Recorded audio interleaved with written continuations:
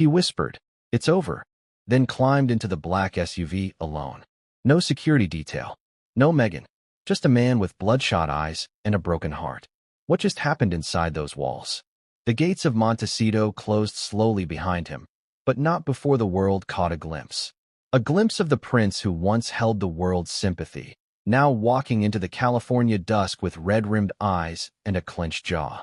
And in that moment, everything changed. Before we continue, please hit the like button, subscribe to the channel, and turn on the notification bell for updates. Witnesses say they hadn't seen him like this before, not during Megxit, not after the Queen's funeral, not even when he lost his military titles. This was different. He wasn't running. He wasn't storming out. He was defeated. So what happened? Was it the end of a marriage the world had watched bloom like a fairy tale, only to unravel under the microscope of fame, power, and secrets? Or was it something even deeper? Something we weren't supposed to see? Tonight, we're not just breaking a story. We're breaking open a sealed vault of emotion, deception, and truth, layer by layer. But first, let's rewind 48 hours. The calm before the storm. It had been quiet in Montecito. Too quiet. The kind of silence that usually precedes a storm. No paparazzi spotted Harry and Meghan together in weeks. No public statements. No family walks on the beach. No staged happy couple grocery runs. Their podcast had gone dark. Netflix promotions were eerily absent. And those who once claimed to be close to them, they weren't talking. Until now. One staff member, who requested to remain anonymous, painted a chilling picture. There was tension, not shouting. Worse, polite silence, they said. You can almost survive the yelling. But this was like watching a vase crack without ever hearing the sound. For months, there had been whispers about disagreements over money, projects falling through, Meghan's re-entry into Hollywood without Harry by her side, and Harry's increasing communication with someone back in the UK. But none of that prepared us for what happened next. The final straw, or just the first truth. One witness, a delivery driver for an upscale floral boutique, described seeing Harry standing at the front gate alone, hands in his pockets, eyes fixed on the gravel. He didn't wave, didn't nod, nothing. Looked like he'd been crying. Just stood there, like he didn't know where to go. Moments later, the gate buzzed open, and Harry stepped out carrying a simple leather bag. Not a suitcase. Not luggage. A bag. Was he leaving for good? Or just trying to breathe? And then came the words that would send shockwaves through royal watchers, journalists, and fans alike. He said it's over. 4 words. No context. No confirmation. But in this world, Harry's world, words carry weight, especially when they're spoken with that much visible pain. Why now? Why him? Why this? Before we dig deeper, we have to ask, why does this matter now? Because this isn't just celebrity drama. This is the unraveling of one of the most globally scrutinized experiments in modern royalty. A prince walks away from tradition, marries an American actress, builds a new life, starts a media empire, and then tears, silence, disconnection, and a whispered "it's over." It's a cautionary tale, a puzzle, and for some, a prophecy fulfilled. We live in a time where public image can be curated down to the pixel, where happy family photos can be scheduled, edited, and strategically released. But this moment, this was real. And real moments, especially when they involve royalty, are like lightning strikes. Rare, blinding, and often followed by thunder no one expects. The curiosity gap. Let's get clear about what we don't know yet. Was Harry speaking about the end of his marriage? Or did he mean something else? Was this about his battle with the British press? His estrangement from Prince William? Or something darker, something within? Was it tied to a secret revelation? A betrayal? Or was it a quiet act of surrender after years of internal war? So many questions. And here's the thing, they will be answered. But not all at once. Because the truth behind Prince Harry's tears isn't just one thing. It's not a headline. It's a slow burn, filled with cracks that started long before Montecito. Maybe even long before Meghan. And it starts with a story very few people know. A story involving a late-night call, a diary entry from someone we thought was gone forever, and a deal Harry was never supposed to see. The deal that changed everything. According to one Hollywood insider, the Sussex brand was on the brink. Financial stress was mounting. The Spotify fallout was just the tip of the iceberg. Netflix wanted more drama. Archewell had grown silent. And Meghan? Meghan was reportedly shopping a new solo project, without Harry. One phone call, intercepted by someone close to the couple, revealed a chilling exchange. She said, "He won't like it, but he'll understand. He always does." Understand what? What was being planned? And why wasn't Harry involved? From fairy tale to fallout. Let's go back, just briefly. Once upon a time, they were the world's favorite couple. The rebel prince and the American actress. The escapees from the British machine. But over time, the cracks grew visible. The Oprah interview, once hailed as groundbreaking, began to show inconsistencies. The royal family remained silent. But the public? Divided. Then came the Netflix docuseries, polarizing millions. And slowly, the media empire began to dry up. PR firms changed. Longtime allies drifted. Even high-profile friends stopped making appearances. Behind closed doors, the dynamic shifted. And inside the Montecito mansion, the distance between two people, once called soulmates, grew wider with each passing day. Was there a sign? Yes, several. One British tabloid reported that Harry had been reaching out to friends from his army days, men he hadn't spoken to in years. One reportedly told him, "You don't have to stay where you're dying just to prove a point." Another sign? Meghan's increasing visibility, without Harry. Red carpets. Stylized solo shoots. Rumored meetings with Netflix execs. And then, the bombshell. She had rehired her former Hollywood PR team. What did that mean? Was it strategic? Was it symbolic? Or was it simply the beginning of the end? The child factor. Of all the complexities in this story, the most heart-wrenching is this. What about Archie and Lilibet? Multiple sources suggest Harry has become increasingly protective, even paranoid, about his children's future. One insider claimed Harry said, "I walked away from the crown for them, but now I don't know what I've walked into." That statement, if true, is devastating. It suggests a man who gave up everything to protect his family, only to realize he might have brought them into something worse. The letter that shouldn't exist. In the final weeks before this Montecito moment, Harry reportedly received something unexpected. A letter, handwritten, and not from Meghan, not from Charles, not even from William, but from someone who had stayed quiet until now. The contents? Sealed. For now. But one source close to Harry said this. It shook him. It reminded him of who he was before all of this. And maybe that's why he finally walked out. The cliffhanger.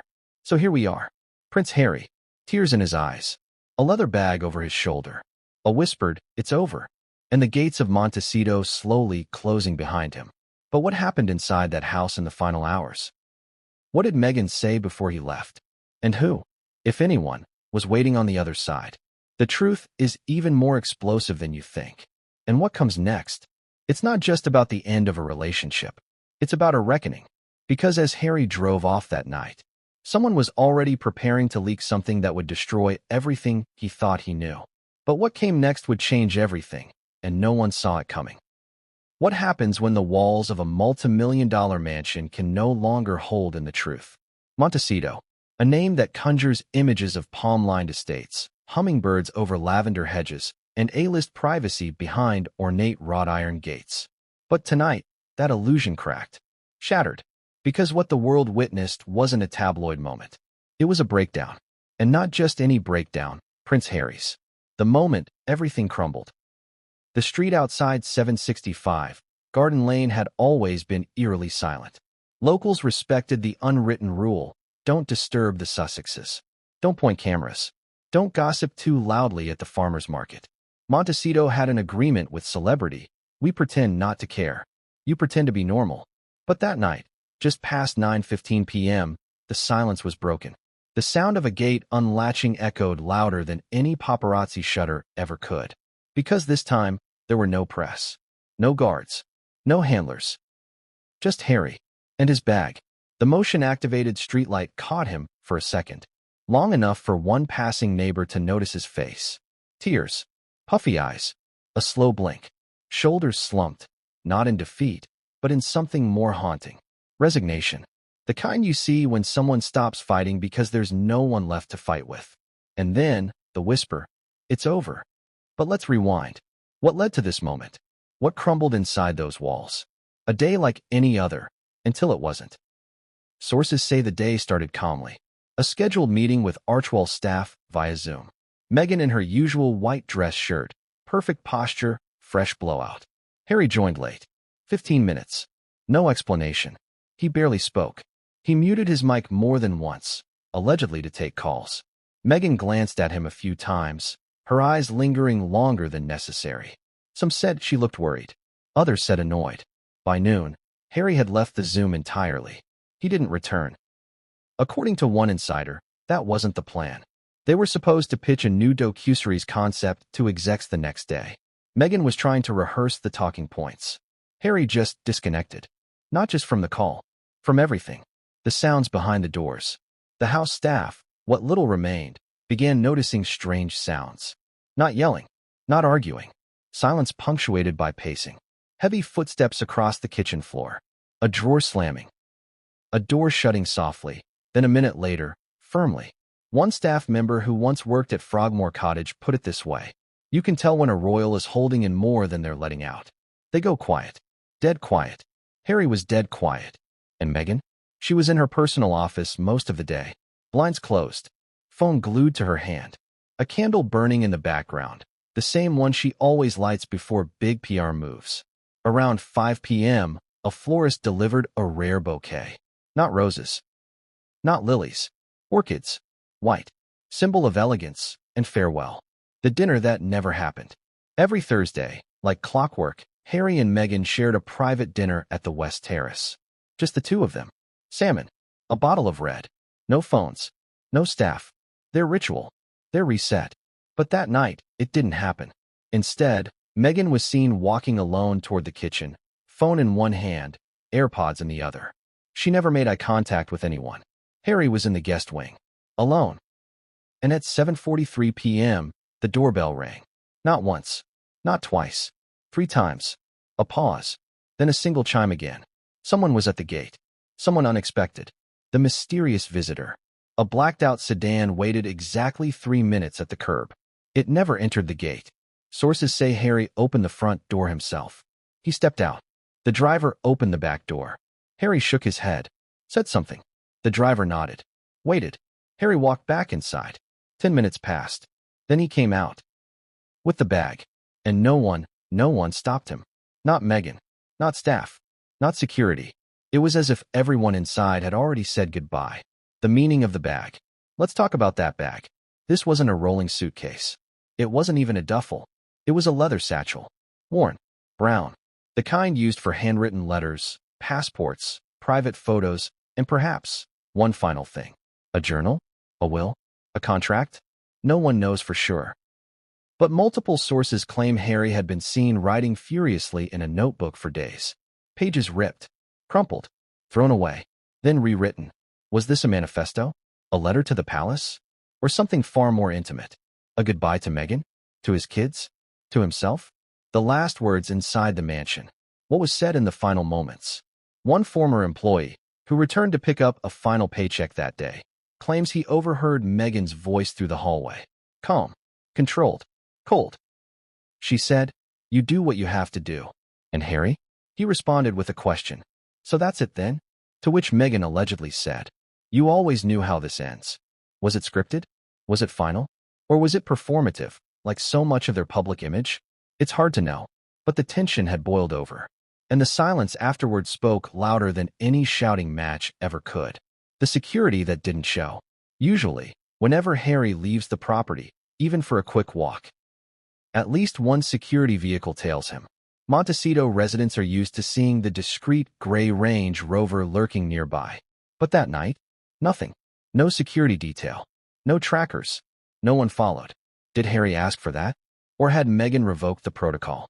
One royal insider suggests something more chilling. He was released. What the neighbors saw. 3 neighbors along the same street reportedly noticed something strange. One saw Harry exit and stand still for nearly a full minute under the streetlight. Another heard him say, "It's over," in a soft, broken tone. And a third? She saw something fall from his pocket. A slip of paper. He picked it up quickly, looked around, then shoved it deep into his bag. What was on that paper? A message? Coordinates? A contact? Some claim it was the name of a private estate outside Santa Barbara, a place once linked to Princess Diana's former confidant, a place Harry might consider safe. The SUV that waited in shadows. That black SUV? It wasn't random. The license plate, partially obscured, was traced back to a corporate entity linked to, wait for it, Tyler Perry, the same man who gave Harry and Meghan refuge during the early Megxit days. The man who offered security when the palace stripped it away. The man who called Harry his brother in arms. So why now? Why send a car? Did he know something was coming? Or had Harry called him in desperation? Whatever the reason, the SUV didn't wait long. As Harry got in, he didn't look back. Not once. Was this the end of the marriage, or the beginning of a bigger battle? Here's where things get complicated. When the world hears it's over, we assume the worst. Divorce, breakup, disaster. But what if it meant something else? What if it was Harry's way of saying goodbye to the illusion? To the game? To the performance? Or what if it meant the beginning of a royal counteroffensive? Because as Harry slipped into that SUV, a source close to a UK tabloid editor received a very cryptic message. He's coming home, but not alone. The diary entry that surfaced an hour later. At 10:03 p.m., just 48 minutes after Harry's departure, an anonymous Reddit post appeared under a throwaway account with a single photo. It showed a handwritten note. Blurred, rushed, but one line stood out in legible ink. I thought I could rewrite the past, but all I did was erase myself. The username? At Montecito Ghost. The caption? He left this behind. Within minutes, the account was deleted. The post vanished, but not before it was screenshotted, shared, discussed. Was it real? Was it planted? Or was it Harry's final confession? The cliffhanger. And here we are. A prince. Alone in a black SUV. A mansion behind him. A storm ahead. But just as the vehicle pulled onto the Pacific Coast Highway, Harry's phone lit up. One message. A single word. From someone he hadn't spoken to in 3 years. And when he saw the name, witnesses say he gasped and whispered something under his breath. Not now, not again. What did the message say? Who sent it? And why did Harry suddenly ask the driver to pull over, just minutes into his escape? Because what came next would unravel not just his night, but everything. What if the truth isn't in what was said, but in what was heard through the walls? Let's rewind to the final 72 hours before the gates of Montecito opened for the last time. Because behind every whisper of heartbreak is a storm of conversations never meant to be heard. And this chapter? It's not about what Harry told the world. It's about what he couldn't. Because someone was listening. And they heard everything. The staff that stayed silent, until now. In the Sussex household, discretion isn't just expected, it's enforced. Non-disclosure agreements, confidentiality clauses, loyalty checks, regular sweeps for leaks. But when a home begins to fall apart, even the most loyal insiders feel the tremors. And in the final days before Harry's breakdown, those tremors turned into earthquakes. A former household aide, who we'll call Eleanor, has come forward, quietly, anonymously, cautiously. Not for attention, not for money, but because what she heard inside that house changed how she saw everything. Eleanor worked as part of the evening shift, preparing the residents for winding down, late-night snacks, lighting, and checking that the children's rooms were secure. She wasn't supposed to hear anything, but the walls in Montecito are thinner than they look. And the echoes? They carry. The late-night conversation that started it all. 2 nights before Harry left, Eleanor says she was walking past the East Corridor, where Meghan's personal study is located. She stopped because she heard voices. Not shouting, not fighting, but cold, precise, almost surgical. She couldn't make out full sentences, but certain phrases cut through. Meghan, that's not the narrative we agreed on. Harry, it's the truth, Meg. It happened. Meghan, then maybe you shouldn't have said yes to the cameras. Eleanor froze. What were they talking about? A documentary? A secret deal? Or, most disturbingly, something they weren't supposed to film at all? Another muffled sentence from Harry followed. I won't lie about William again. Not this time. Cracks in the narrative. That line hit Eleanor like a freight train, because it confirmed something the world has long suspected. There were lines Harry had been willing to cross for years. But now, he was pulling back. Why? Was it guilt? Or was it something else? Had someone from back home reached him? Someone he once loved? Because let's be honest, If Harry suddenly refused to play the narrative game, who would that affect most? Not the monarchy, but Meghan. Montecito turns into a ticking clock. After that late-night conversation, the house changed. Eleanor described it as walking on glass. Meghan started pacing more. Meetings were taken behind 2 closed doors. Curtains stayed drawn, even during the day. Aromatherapy oils that once scented the halls were replaced by a cold sterility. One junior staffer was allegedly dismissed for bringing the wrong brand of herbal tea. Another was told not to knock, only to text.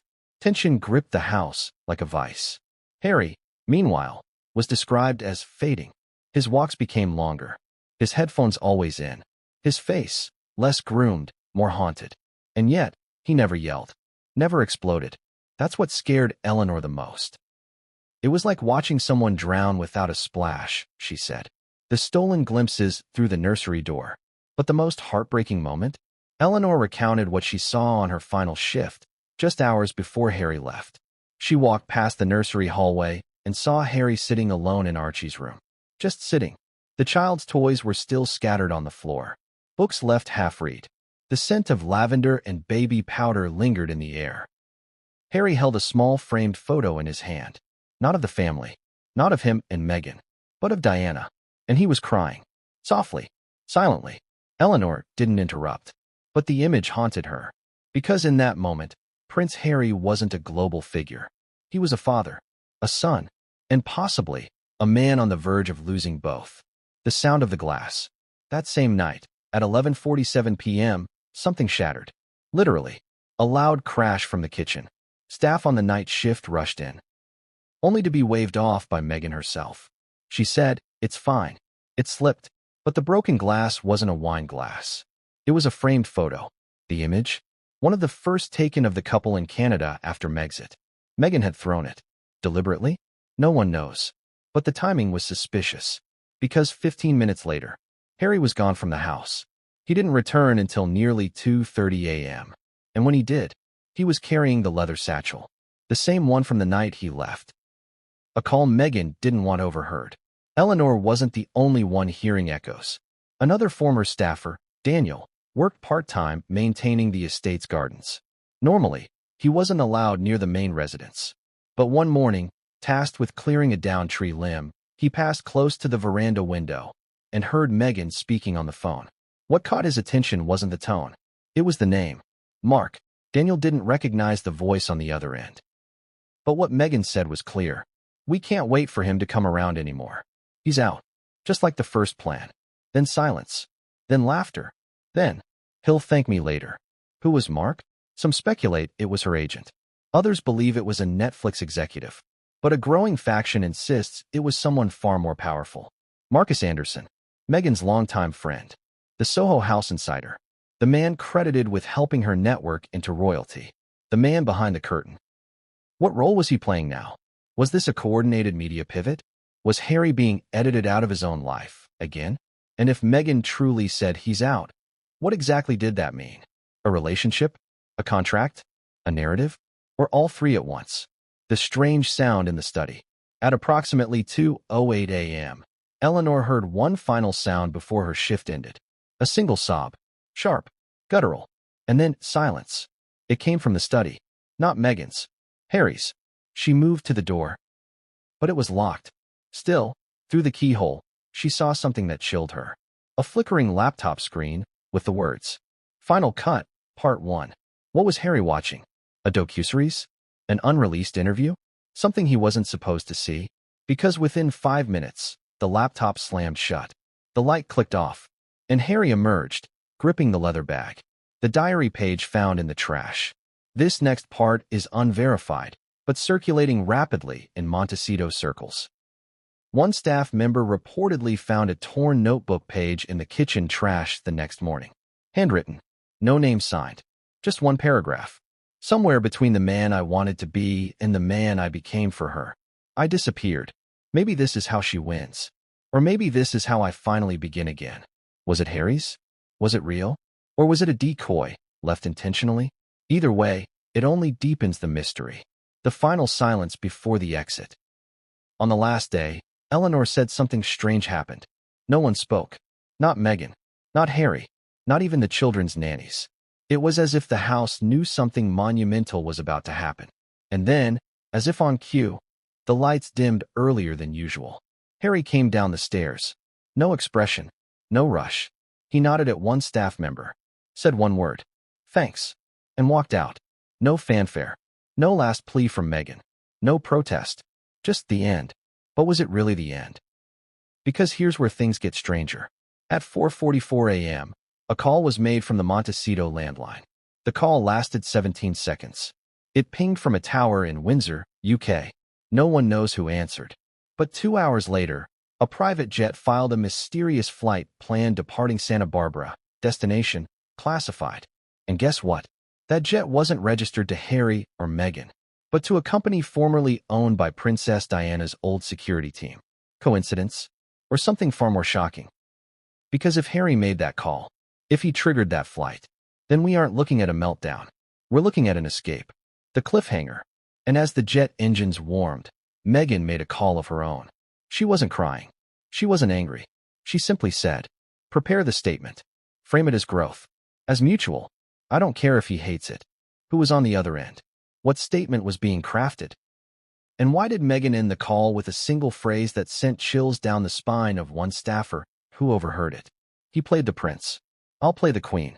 What comes next will make Montecito look like a warm-up act. What if the breakup wasn't whispered between two people, but orchestrated through a series of secret phone calls, with Harry never in the room? You see, Meghan Markle has always been more than just a duchess. To her supporters, she's a savvy strategist, a survivor, a modern icon carving her own path in a world obsessed with outdated traditions. To her critics, she's the architect of her own royal exit, and Harry's. But in the weeks leading up to the Montecito meltdown, something shifted. Behind the privacy hedges, beyond the privacy please PR machine, Meghan was on the phone. A lot. And what was said, and who it was said to, may explain exactly why Prince Harry walked out of that mansion with tears in his eyes and a whispered, "It's over." The first leak, the phone bill that shouldn't exist. Let's start here. One of Meghan's former staffers, who had administrative access to her household account, claims to have seen a spike in long-distance calls, many of them untraceable or routed through encrypted services. At first glance, nothing unusual. Meghan has global connections, but a pattern emerged. Calls made during hours when Harry was reportedly asleep. Calls that coincided with public appearances she never told Harry about. And most bizarre of all, multiple late-night connections to one particular number in Beverly Hills. A number linked to a powerful publicist with deep ties to Netflix, Spotify, and, shockingly, one of Meghan's rumored exes. Who was she calling? Here's where it gets messy. Sources close to the couple insist the calls were purely professional. That Meghan was negotiating brand deals, promotional appearances, and potential future projects. But according to one industry insider, you don't take encrypted calls to schedule a podcast. So who was on the other end? 3 theories have emerged. Her former Hollywood PR agent, the same agent who allegedly walked away from the Sussex brand in 2021, only to be re-engaged last month under a new shell company, a Netflix showrunner. Reports suggest Meghan has been quietly developing a solo series, a docudrama based loosely on her pre-royal life, framed as an empowerment journey. Marcus Anderson, her mysterious longtime friend and Soho House insider, a man known for discretion, connections, and moving silently in elite circles. But the most explosive theory? That Meghan was in talks with an A-list divorce strategist, someone who specializes in high-profile, reputation-safe breakups. And the timing? Couldn't be worse. The deal behind Harry's back. An entertainment lawyer with knowledge of internal Hollywood negotiations claims Meghan had been floating a new concept for a while. A docuseries about reinvention. From royal life to reclaimed identity. From wife to woman. From shadow to spotlight. The pitch? A solo journey. Her voice. Her truth. The problem? It didn't include Harry. In fact, his name, allegedly, wasn't in the pitch deck at all. This revelation hit the media circuit privately before Harry's departure. But only now, after his emotional exit, are the pieces starting to fit. Was Meghan negotiating a future where Harry was no longer her narrative centerpiece? Or worse, was he being edited out? Harry finds out. Sources claim Harry found out about one of these calls accidentally. A slip-up. Meghan left a browser tab open. A contract draft. An email thread titled New Direction, Solo Branding Strategy. What Harry saw sent him reeling. Not just because it didn't include him, but because it positioned him as part of a former chapter. A cautionary tale. The emotional arc before Meghan's liberation. Imagine that. You leave your family. You lose your titles. You take bullets from the press. You isolate yourself from lifelong friends. And then you read that you were just the first act in someone else's hero journey. That's not just betrayal. That's erasure. The phone call that wasn't meant to be heard. According to Eleanor, the same staffer from Chapter 2, she accidentally overheard a call on the terrace during a windy morning. Meghan was speaking in a hushed tone, pacing with bare feet across the flagstone. The optics need to be right. If he leaves, it can't look like abandonment. It needs to look mutual, gentle, strategic, then silence, then laughter, then one more line, soft but cutting. He's still clinging to the fairy tale. I've already written the final chapter. If that isn't chilling, what is? Was it always the plan? This is the question royal watchers are now asking. Was Harry's departure an emotional reaction? Or was it a result carefully choreographed by someone who knew exactly how to control the narrative? Let's remember, Meghan didn't grow up in Kensington Palace. She grew up in Hollywood. And in Hollywood, the only thing stronger than truth is timing. According to a Hollywood insider who once worked with Meghan on Suits, she's a master at knowing when to smile, when to vanish, and when to release a statement. So what's the real story here? Was Meghan blindsided by Harry's walkout? Or was she waiting for it? Tyler Perry's role revisited. Now here's a twist. The black SUV that picked up Harry, linked to Tyler Perry's security team?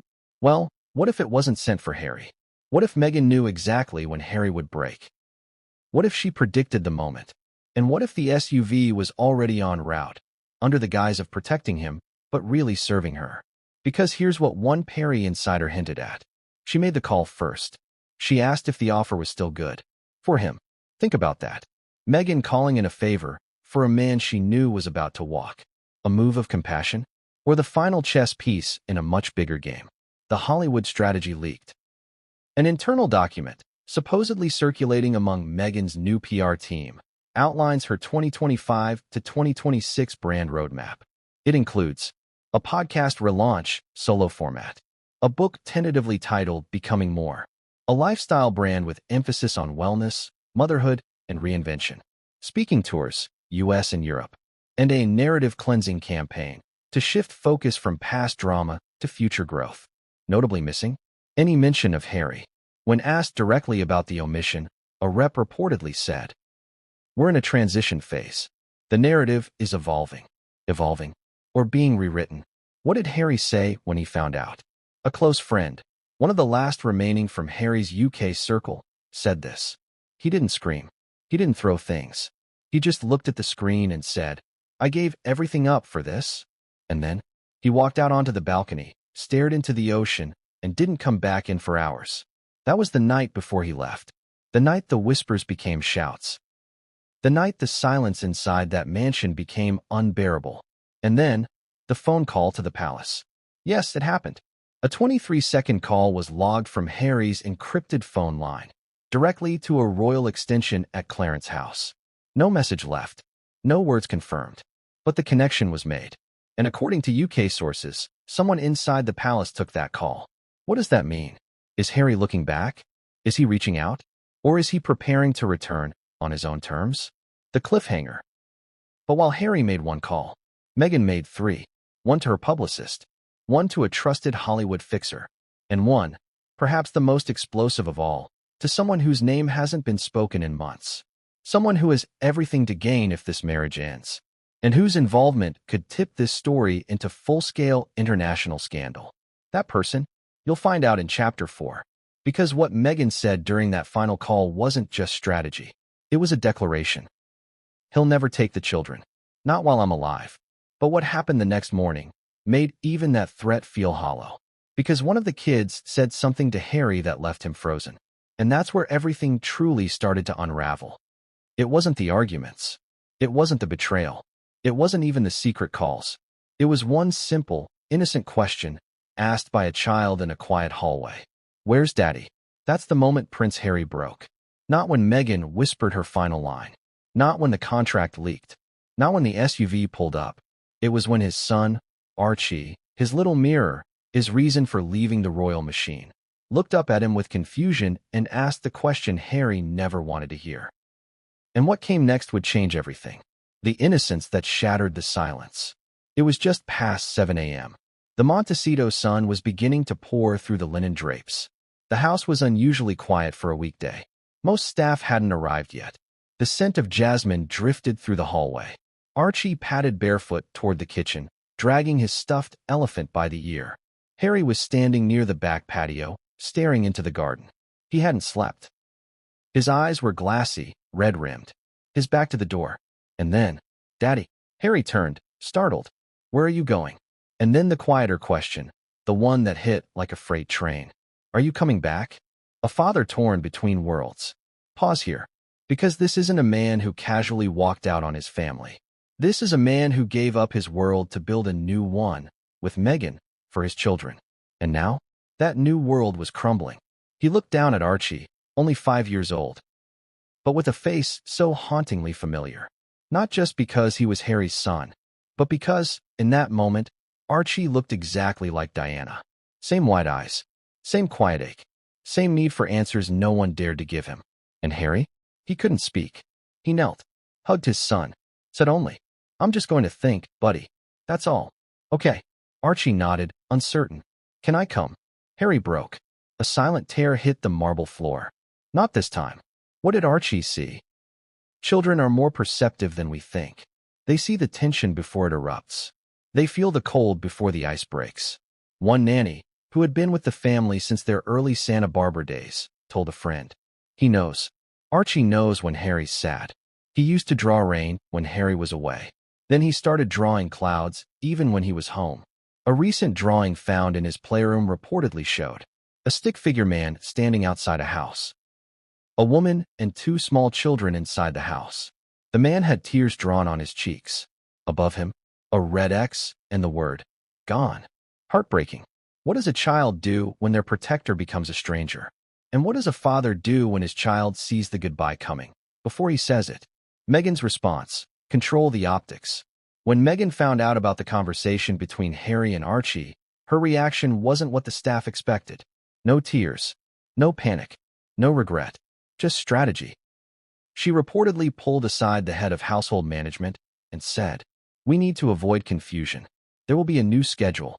Harry's room is to be cleared by end of day, but the children's routine must stay untouched. Untouched. The irony was thick, because the one thing Archie's routine depended on was his father. Lilibet's first word that morning.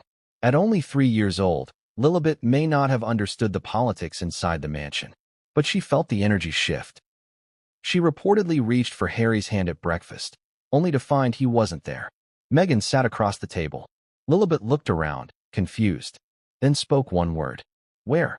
The nanny answered with a soft, he'll be back later. Lilibet shook her head. No, where is love? Let that sink in. Where is love?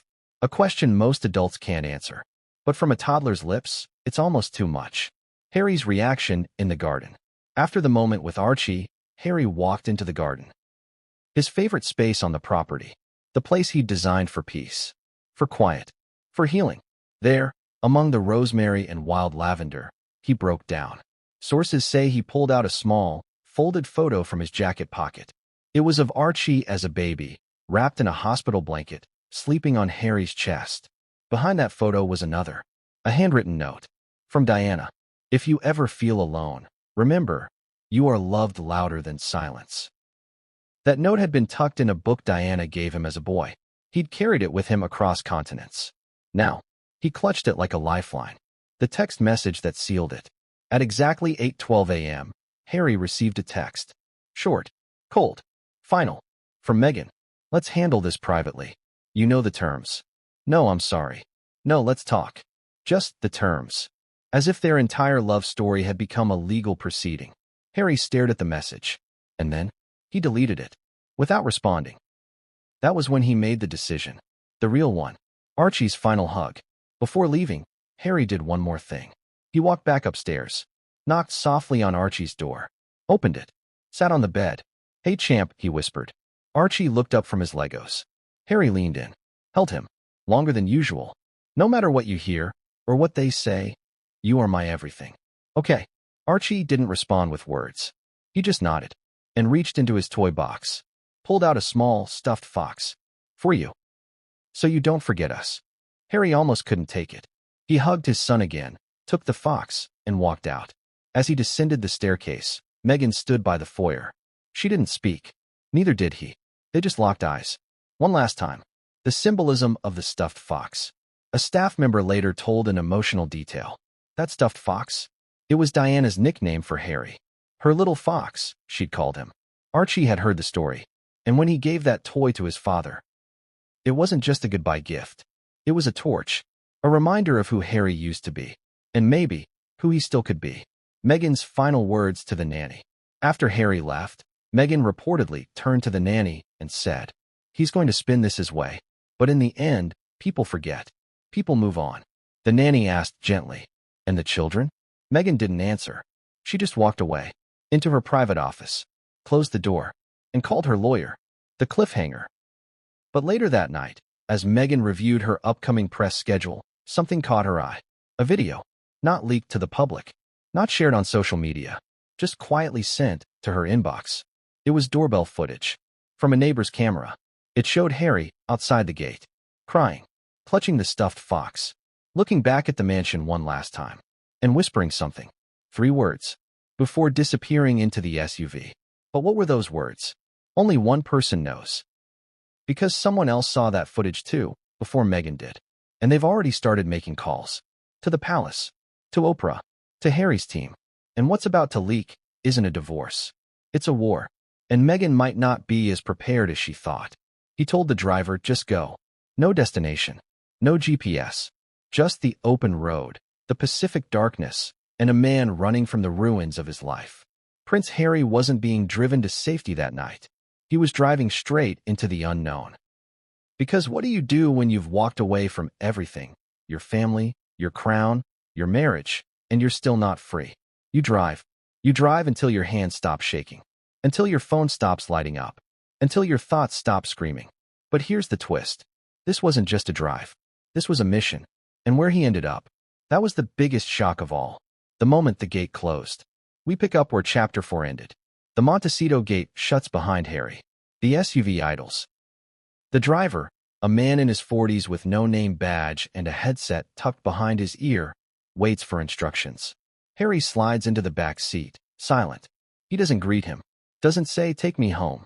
Just one line. "Drive until I say stop." And they do. The wheels roll out onto the quiet streets of Montecito. Past estates. Past eucalyptus trees. Past silence. They merge onto the Pacific Coast Highway. Still no word. Still no destination. Just Harry. And a fox. Clutched in his hand. The first stop. A gas station with no gas. The SUV stopped once, about 45 minutes in. Not for fuel. Not for food. For breath. They pulled into a quiet gas station on the outskirts of Ventura. The station was closed. Lights off. But there was a bench outside. Harry stepped out. Sat down. And for the first time sobbed. Not a tear. Not a sniffle. Full, guttural, uncontrollable sobbing. The kind that makes your shoulders shake. The kind that empties your lungs. The kind you only do when there's no one left to watch. But someone was watching. The gas station clerk who broke the silence. In a twist almost too surreal to believe, the gas station had a backroom clerk on site. Off duty. Lights off. Inventory check. He looked up and saw the SUV. Then he saw the man on the bench. He recognized him instantly. "That's Prince Harry," he muttered to himself. He didn't go out. Didn't approach. But he heard one thing. As Harry buried his face into his hands, the clerk swears he heard him whisper, "Why did I believe her? Let that land. Not, why did I marry her? Not, why did I leave England? But, why did I believe her?" The unanswered call. Inside the SUV, Harry's phone buzzed. Unknown number. Then again. This time, blocked caller. He didn't answer. But after the second attempt, the driver turned and gently said, "Sir, someone is requesting you take this. They say it's urgent. From the UK." Harry paused, took the phone, stared at it, and pressed decline. Then he turned off the phone entirely. The driver didn't ask questions, but sources say that was the moment Harry officially cut communication. No more texts from Meghan. No more PR briefings. No more palace silence. Just him. And the dark road ahead. A flash of the past. Santa Ynez. After another hour of silence, Harry spoke. Take me to Santa Ynez. A quiet town. Remote. Tucked in the hills. Not paparazzi territory, but full of private ranches, secluded retreats, and, most notably, the former property of one of Princess Diana's oldest confidants. Yes, that's right. Harry was returning to someone who had once promised his mother she'd always have a safe space, should she ever need to disappear. That confidant, her name hasn't been released, but insiders refer to her as Dee's Angel. And she wasn't surprised when Harry showed up. She was waiting. The woman who opened the door. Just after 2:00 a.m., the SUV pulled onto a gravel driveway flanked by oak trees and humming security drones. No lights on. No welcome committee. Just a single porch lamp. Soft yellow. The driver stopped. Got out. Opened the door. Harry stepped into the crisp night air. And then, the door opened. A woman in her late 60s. Gray streaks in her hair. Barefoot. Wrapped in a shawl. No words exchanged. Just a nod. She stepped aside. Let him in. And the door closed behind them. Why Santa Ynez matters. Let's pause. Why here? Why now? Because this ranch was once whispered about in palace circles. It was the place Diana considered fleeing to post-divorce, had she lived. It's where she imagined raising her sons in peace, far from royal duty and British press. A plan never realized, but not forgotten. Harry remembered the stories, remembered the letters his mother wrote, and when everything else crumbled, he returned to her ghost, to the last place she once called Plan B, inside the house. A diary, a photograph, a letter. According to sources familiar with the property, the home is a living time capsule. Photos of Diana line the fireplace. Letters, quotes, gifts she once gave. And in one private room, never open to the public, is a locked chest. Inside that chest, Diana's private journal. Pages she wrote during her darkest days. Reflections, fears, dreams. The woman in the shawl reportedly placed the journal in Harry's hands without a word. He read for 3 hours. Didn't sleep. Didn't speak. But cried. Again. And when the sun began to rise, he folded one page and placed it in his jacket. Sources say it read, "They will tell you who you should be, but your heart knows who you are. And that is your compass. Don't trade it. Not for power, not for love, not for safety." Meghan's team begins damage control. Meanwhile, back in Montecito, Meghan was awake. She wasn't crying. She wasn't calling. She was working. 3 PR calls scheduled. 2 statements drafted. 1 NDA revision sent to legal. The message? Control the narrative. Do not let this spiral. Frame Harry's exit as time for reflection. Spin the silence as healing space. And most of all, prepare for backlash. Because Meghan knew something was coming, and it was already too late to stop it. Tyler Perry speaks. Indirectly. That same morning, Tyler Perry posted a cryptic Instagram story. White text on black screen. No caption. No hashtags. It read, "Sometimes saving someone means letting them find the exit themselves." Fans exploded. Was it about Harry? Was Tyler confirming the ride? Or was it a warning? Because what came next wasn't just a tabloid leak. It was an internal email, sent accidentally to the wrong inbox. A message that proves Harry's departure was never spontaneous. It had been anticipated, possibly even encouraged. The internal email that shouldn't exist. An anonymous leak provided by a UK tabloid source included a forwarded Archwell email, dated 2 days before Harry left. Subject line, contingency plan, H departure/solo strategy. Lines included, if H leaves the residence, do not engage. Allow for optics to develop naturally. Prepare messaging to include themes of emotional distance, burnout, reflection. Instruct partners to pause Harry forward branding for 30 to 60 days. Ensure children remain shielded from public narrative. No images of Harry to be used in upcoming content unless pre-approved. Shocking? Yes, but also telling. Because it means Meghan's team knew. They planned. And Harry? He walked into a perfectly choreographed disappearance. The cliffhanger. But back at the ranch in Santa Ynez, as Harry finally slept for the first time in 36 hours. His phone, still turned off, lit up from a separate encrypted channel. One message, one line, from someone Harry never expected to hear from again. It's time. I've waited long enough. You need to know what she did. Who sent it? Was it someone from his past? Someone tied to Meghan's secrets? Or someone with access to files Harry never saw? Whatever the case, that message would change everything. And what it revealed next would make even Harry question the last 5 years of his life. Every love story has a final chapter. But what if that chapter was written before the love ever really ended? What if Prince Harry walked out of the Montecito mansion thinking he was stepping into uncertainty, but Meghan already had the ending typed, formatted, and ready for the press? Because within 24 hours of his departure, before his phone was even turned back on, a document surfaced. A document no one was supposed to see. A document titled, Confidential, Sussex Separation Draft.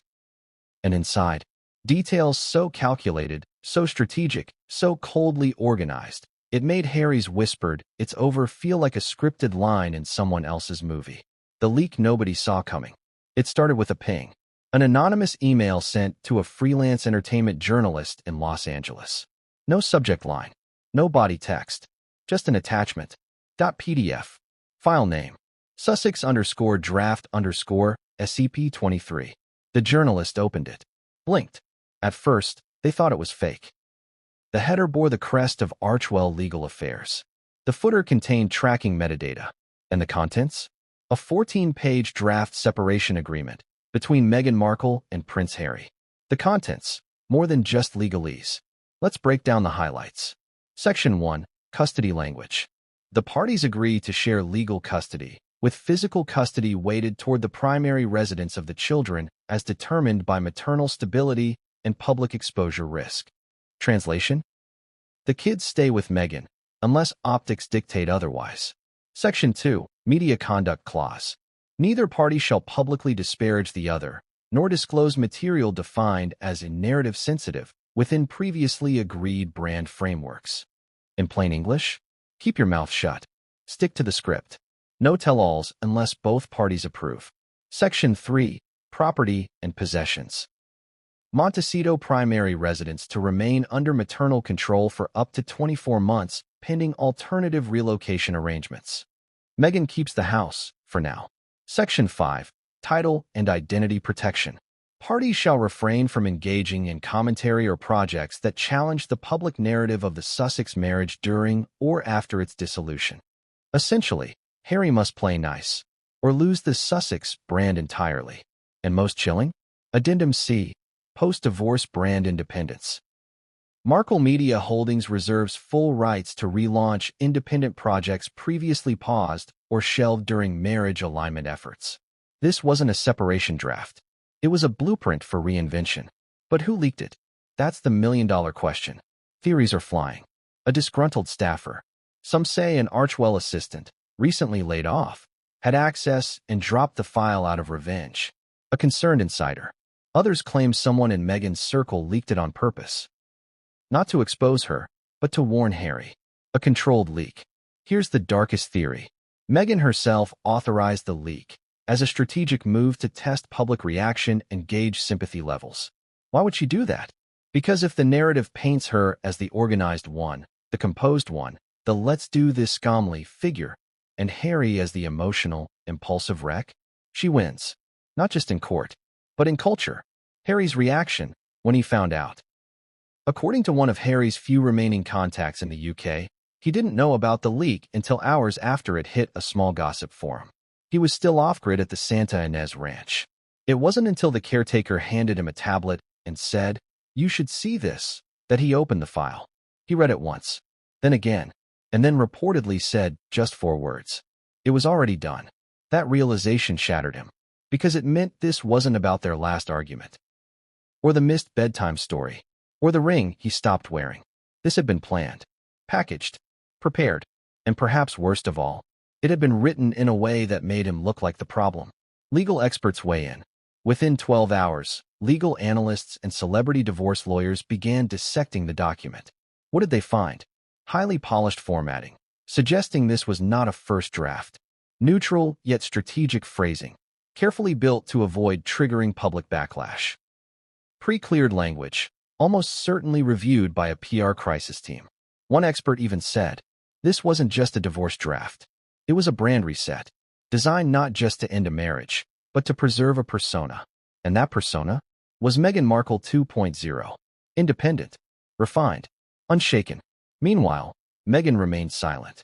Publicly, while the internet spiraled, Meghan remained quiet. No statement, no denial, no reaction. But behind closed doors, her team went into overdrive. Internal meetings, outreach to major networks, drafting of a pre-approved, if necessary, statement. What did that statement say? You guessed it. As Harry and Meghan navigate this personal chapter, their mutual love and respect for their children remains the guiding force. No further comment at this time. Polished, sterile, designed to deflect, but also to erase the humanity of what was really happening. What about the palace? Now here's where it gets even spicier.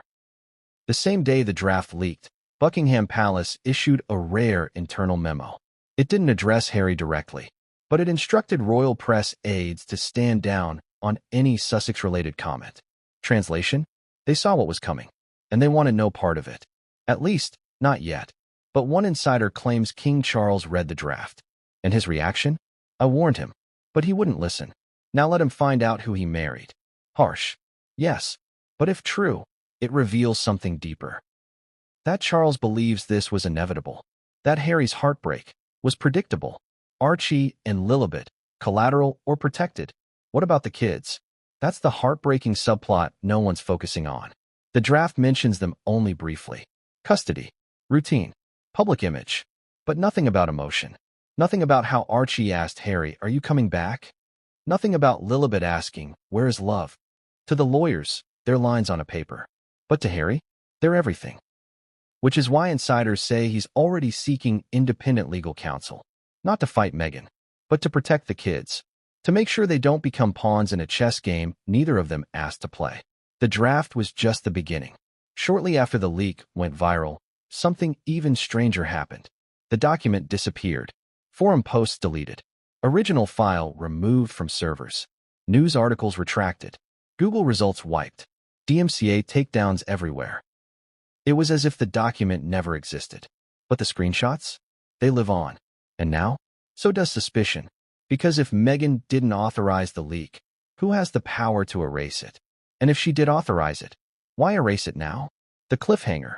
But as Harry sat under the trees at Santa Ynez, clutching a copy of that now-erased document, his phone, still off, lit up. A message came in through a private, untraceable channel. The same one that had warned him the night before. This message had one line. There's a second draft. And it's worse. Much worse.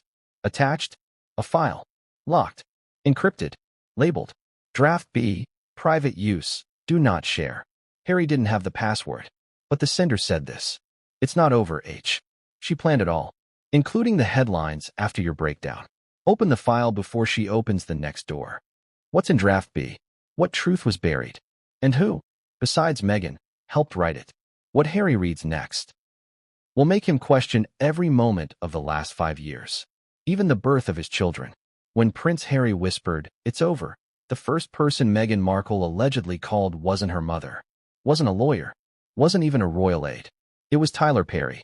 Yes, that Tyler Perry. The Hollywood mogul, billionaire storyteller, and the very man who once gave the Sussexes shelter when the palace cut ties. But this time, the call wasn't for safety. It was a warning, a favor, or maybe a chess move. Because behind the scenes, Perry's involvement goes deeper than the world realizes. And in the hours after Harry vanished, Tyler was once again in the middle of royal chaos, whether he wanted to be or not. Backstory: the man who saved the Sussexes. Let's rewind. In 2020, just as Harry and Meghan were being stripped of royal protection and thrust into a media storm, one man offered them a sanctuary. No palace, no press, no drama. Just a Beverly Hills mansion, full security, and total discretion. That man, Tyler Perry. Meghan had never even met him in person. Their introduction came through Oprah. And yet, he opened his $18 million home, no questions asked. Harry called him a godsend. And Meghan? She called him family. But family doesn't always stay neutral forever. The 3 a.m. call. It happened less than 5 hours after Harry disappeared into the Santa Ynez Hills. Meghan's Montecito security logs show a single outgoing encrypted call at 3:07 a.m. to a number registered under